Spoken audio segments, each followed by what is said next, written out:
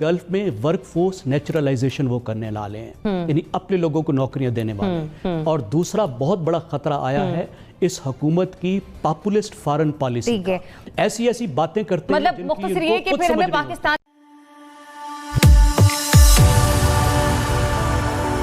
जय हिंद दोस्तों, मोदी देश में आपका स्वागत है।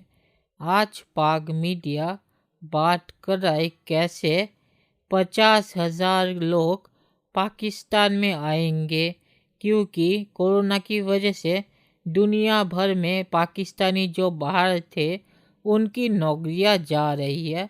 तो पाक मीडिया कह रहा है कि इन 50,000 पाकिस्तानियों के पाकिस्तान आने के बाद पाकिस्तानी सरकार इन लोगों को नौकरी फिर से कैसे देगी, क्योंकि कोरोना की वजह से पाकिस्तान की इकोनॉमी भी बहुत ही अच्छी हालत में नहीं है और पाकिस्तानी सरकार तो पाकिस्तान में जो लोग हैं उन्हें नौकरी नहीं दे पा रही। तो इन 50,000 लोगों को नौकरी कैसे देगी, तो पाकिस्तानी सरकार इसे कैसे सुलझाएगी। तो दोस्तों ये वीडियो बहुत ही ज़्यादा मज़ेदार है, तो इसे आप पूरा ज़रूर देखिएगा। तो चलिए और इंतज़ार न करके ये वीडियो देखते हैं। 50 से 60,000 अफराद ऐसे हैं जिनकी या तो फ्लाइट जो हैं वो मनसूख हो गई या फिर जो सफरी पाबंदियां थी उनकी वजह से उन्हें अपनी मुलाजमतों से हाथ धोने पड़े हैं। अब ऐसे में स्ट्रेटेजी क्या होनी चाहिए? क्या हुकूमत के पास कोई हिकमत अमली है या आने वाले दिनों में ये हिकमत अमली बना सकेगी? ये क्वेश्चन मार्क है। मोना, 50,000 लोग कोई छोटा फिगर नहीं है। हमारे पास तो पहले पाकिस्तान में नौकरी नहीं है। हुकूमत कोई हिकमत अमली बना सकेगी आने वाले दिनों में? हमारे पास यकीनन बिल्कुल ऑलरेडी इकोनॉमी का हमारे लिए भी साइज बिल्कुल श्रिंक हुआ है। हमारे अपने नौजवानों के लिए यहाँ पर जगह नहीं है, नौकरियां नहीं है, ना पब्लिक सेक्टर में है ना प्राइवेट सेक्टर में है, बल्कि हर जगह जो एक अप्रोच लगाई जा रही है वो ये है कि जी पब्लिक सेक्टर में नौकरियां कम से कम करें, प्राइवेट सेक्टर ही आपको नौकरियां देगा। और इस वक्त प्राइवेट सेक्टर के हालात कुछ अच्छे नहीं है। जलन साहब, गुजारिश है आप सबसे कि 90 सेकंड में बात मुकम्मल कीजिएगा प्लीज। देखिए ये बहुत ही सीरियस सिचुएशन है। एक तो हमारी इकोनॉमी बड़ी डिपेंडेंट है। हम ये कहते हैं कि जो तफसील दर होती है, जो बाहर से हमें रेमिटेंसेस आती हैं वो बड़ी ज्यादा आ रही हैं, लिहाजा हमारी इकोनॉमी पे अच्छा असर पड़ा, वो कम होगी, बेरोजगारी यहाँ बढ़ेगी। इसके लिए फिलहाल तो कोई ऐसी प्लानिंग नजर नहीं आती, लेकिन मेरा अपना अंदाजा कि अगर ये करना चाहें, ये सोचें, तो CPEC से रिलेटेड प्रोजेक्ट में इन लोगों को खपत की जा सकती है। सब की नहीं, लेकिन काफी हद तक लोग जा सकते हैं क्योंकि वहां नए प्रोजेक्ट्स लग रहे हैं। लेकिन बात वही है कि इसके बारे में सोच विचार करनी होगी और वर्किंग करनी होगी। इसको बिल्कुल आज से काम शुरू करेंगे तो कल आने वाले दिनों में नौकरी फराहम की जा सकेंगी। जगम खान साहब, इस वक्त पाकिस्तान के 40 लाख मजदूर वर्कर्स गल्फ में काम कर रहे हैं और $23 बिलियन पाकिस्तान में भेज रहे हैं और पाकिस्तान की कुल एक्सपोर्ट्स $25 बिलियन हैं। आप अंदाज़ा लगाइए कि हमारा कितना ज़्यादा इन्हसार है। और पाकिस्तान के 4 करोड़ लोगों का इस आमदनी पर इन्हसार है और पाकिस्तान में करोड़ों लोग इस काम की वजह से, इन जॉब्स की वजह से गुर्बत से बाहर निकलते हैं। ये तो कॉन्टेक्स्ट है। इस वक्त हुकूमत ये दमाल डाल रही है, खुशी का इजहार कर रही है कि गुज़श्ता 4 माह में रेमिटेंसेस बहुत बढ़ी हैं।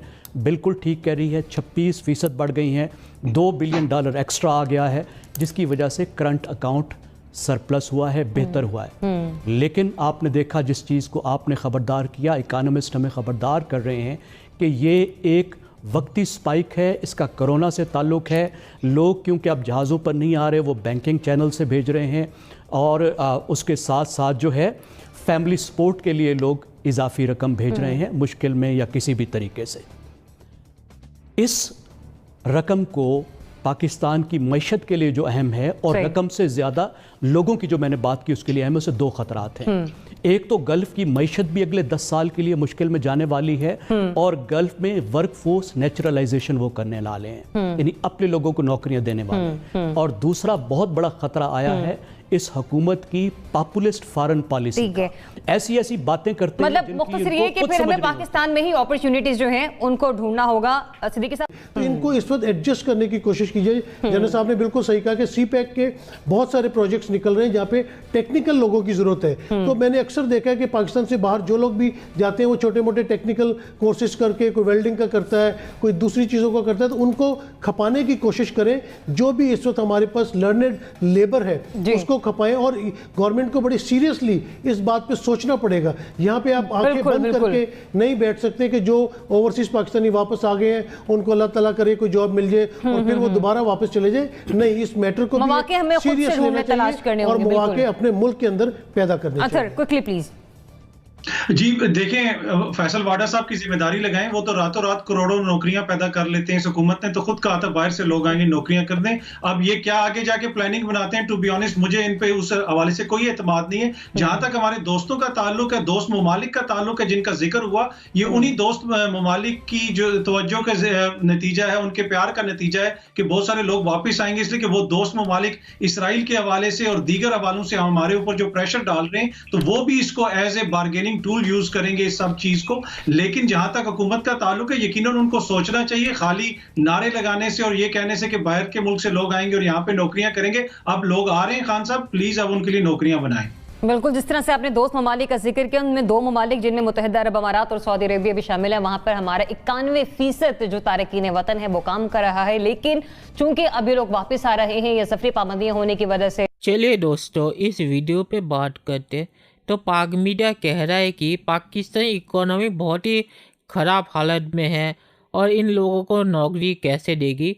पर इमरान खान से अगर ये पूछे तो इमरान खान तो कहेगा कि पाकिस्तान की इकोनॉमी भारत से भी बहुत अच्छी है और पाकिस्तानी इकोनॉमी कोरोना से कोई अफेक्टेड नहीं हुई। तो एक तरफ पाकिस्तान कहता है कि पाकिस्तानी इकोनॉमी ख़राब हालत में है कोरोना की वजह से, और दूसरी तरफ इमरान खान कहता है कि नहीं, पाकिस्तानी इकोनॉमी बहुत ही अच्छी हालत में है और पाकिस्तान में तो कोई महंगाई नहीं है और पाकिस्तान में तो सब कुछ अच्छा है। तो इमरान खान तो इन लोगों को बहुत ही आसानी से नौकरी दे देगा, क्योंकि इमरान खान के दुनिया में तो पाकिस्तान बहुत ही ताकतवर देश है और पाकिस्तानी इकोनॉमी बहुत ही अच्छी है। तो इमरान खान के लिए इन 50,000 लोगों को नौकरी देना तो बहुत आसान होगा। तो चलिए असलियत में आते हैं। तो पाकिस्तान इकोनॉमी बहुत ही ख़राब हालत में है और पाक मीडिया जो कह रहा है कि पाकिस्तानी पब्लिक सेक्टर में नौकरियां पहले से ही कम हो रही है, तो पब्लिक सेक्टर में तो नौकरी इन लोगों को नहीं दी जा सकती, ये सच बात है। क्योंकि पाकिस्तानी पब्लिक सेक्टर में बहुत ही ज़्यादा लोगों को पाकिस्तानी सरकार ने पहले ही घुसा दिया है। क्योंकि पाकिस्तानी सरकार हर वक्त चुनाव के वक्त ये कहती है कि पब्लिक सेक्टर में हम आपको नौकरी देंगे, और इसीलिए पाकिस्तान के हर पब्लिक सेक्टर में बहुत ही ज़्यादा लोग हैं और इसीलिए पाकिस्तानी पब्लिक सेक्टर भी नुकसान में जा रही है, क्योंकि उन्हें बहुत ही ज़्यादा तनख्वाह देनी पड़ रही है। क्योंकि पाकिस्तानी सरकार ने चुनाव की वजह से बहुत सारे लोगों को पब्लिक सेक्टर में घुसा दिया है जिनकी कोई ज़रूरत नहीं थी, तो इसीलिए पब्लिक सेक्टर को बहुत ही ज़्यादा नुकसान हो रहा है। तो पब्लिक सेक्टर में तो इनकी नौकरी, जो 50,000 लोग आ रहे हैं उनकी नौकरी नहीं दी जा सकती, तो प्राइवेट सेक्टर में ही पाकिस्तान को ट्राई करना होगा और प्राइवेट सेक्टर भी इन लोगों को ले पाएगी ये मुझे नहीं लगता। क्योंकि प्राइवेट सेक्टर को कोरोना की वजह से बहुत ज़्यादा नुकसान हो रहा है और नए लोगों को लेने से उनका कॉस्ट बहुत ही ज़्यादा बढ़ जाएगा।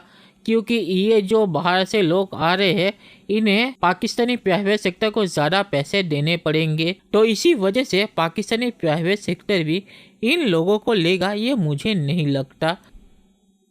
और पाकिस्तानी जनरल ने जो कहा है कि सीपैक में इन लोगों को लगा दो, तो सीपैक में क्या लोगों की कमी है जो ये 50,000 नए लोगों को लगा देंगे? और 50,000 नए लोगों को सीपैक में क्या करेंगे? क्योंकि सीपैक में जो भी कुछ हो रहा है उसके लिए तो पहले ही लोग काम कर रहे हैं। तो पाकिस्तानी जनरल क्या कह रहे हैं कि जो लोग काम कर रहे हैं उनको निकल के ये जो 50,000 लोग आ रहे हैं उन सबको सीपैक में घुसा दो, और सीपैक में घुसाने के बाद उन्हें पैसा कौन देगा? क्योंकि चीन तो हर पैसे का हिसाब मांगता है। और पाकिस्तानी सरकार ने अगर कहा कि ये लोग बाहर से आए तो इन्हें मैं नौकरी में घुसा दूँ, तो चीन तो कहेगा नहीं, क्योंकि चीन के पास पहले ही सीपैक में काम करने के लिए लोग हैं और चीन ज़्यादा खर्चा नहीं करना चाहता सीपैक के ऊपर, क्योंकि सीपैक के ऊपर ज़्यादा खर्चा करने पर इसका हर्जाना चीन को ही चुकाना पड़ेगा फ्यूचर में।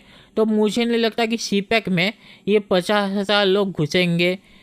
ये हो सकता है कि पाकिस्तानी सरकार चीन से कह के 1-2 हज़ार को यहाँ वहाँ करके घुसा दे, पर 50,000 को इस सीपैक में नौकरी मिलेगी ये मुझे नहीं लगता।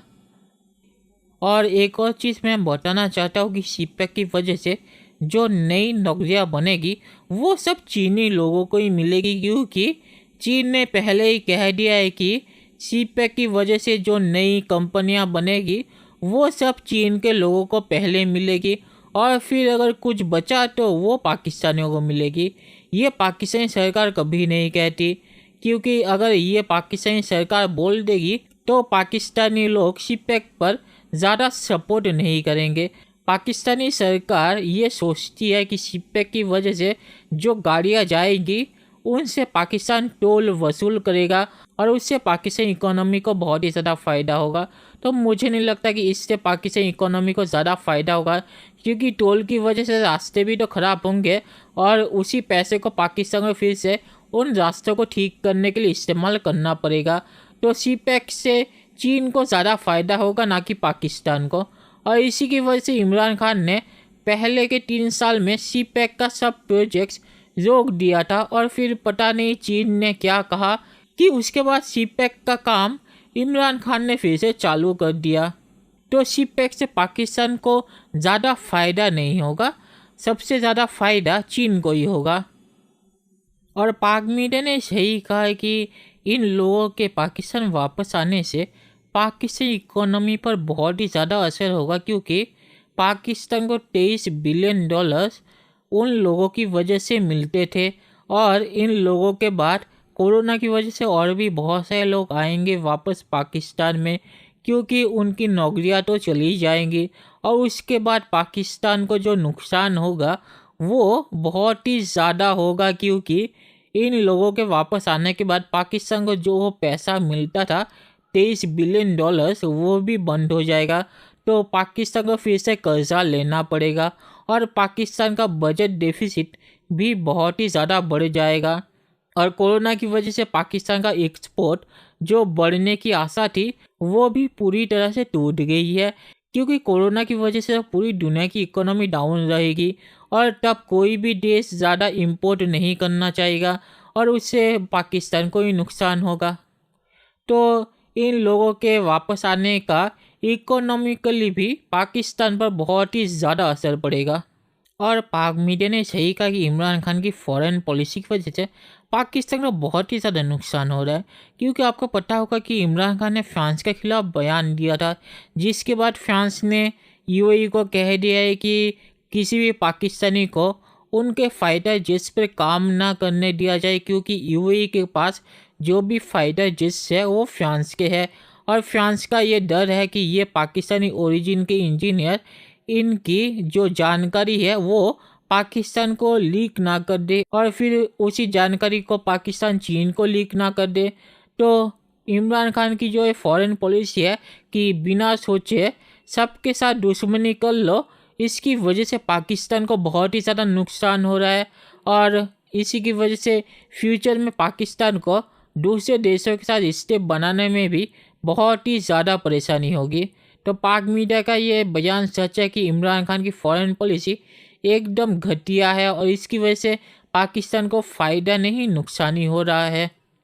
और पाक मीडिया ने सही कहा कि जो सऊदी अरेबिया यूएई है वो पाकिस्तान पर प्रेशर डालने के लिए उनके लोगों को नौकरी से निकाल के वापस भेज सकती है, क्योंकि इससे पाकिस्तान पर बहुत ही ज़्यादा प्रेशर पड़ेगा और यूएई और सऊदी अरेबिया इसके ज़रिए पाकिस्तान से कोई भी चीज़ मनवा सकती है, क्योंकि वो जानते हैं पाकिस्तान इकोनॉमिकली ये अफोर्ड नहीं कर सकता। तो ये भी फ्यूचर में पाकिस्तान के लिए खतरनाक साबित होगा। तो आखिर में मैं सिर्फ ये कहूँगा कि इन लोगों के वापस आने से पाकिस्तान को इकोनॉमिकली बहुत ही ज़्यादा नुकसान होगा, क्योंकि एक तरफ तो पाकिस्तान को जो पैसे आ रहे थे वो बंद हो गए और दूसरी तरफ ये जो नए लोग आ रहे हैं इन्हें पाकिस्तान कहाँ से नौकरी देगा, क्योंकि पाकिस्तान के पास खुद ही नौकरी नहीं है और पाकिस्तान इकोनॉमी भी बहुत ही ख़राब हालत में जा रही है। तो देखते हैं कि फ्यूचर में क्या होता है। तो दोस्तों ये वीडियो देखने के लिए बहुत बहुत शुक्रिया और हमारे चैनल को सब्सक्राइब करना मत भूलिएगा। Thank you very much.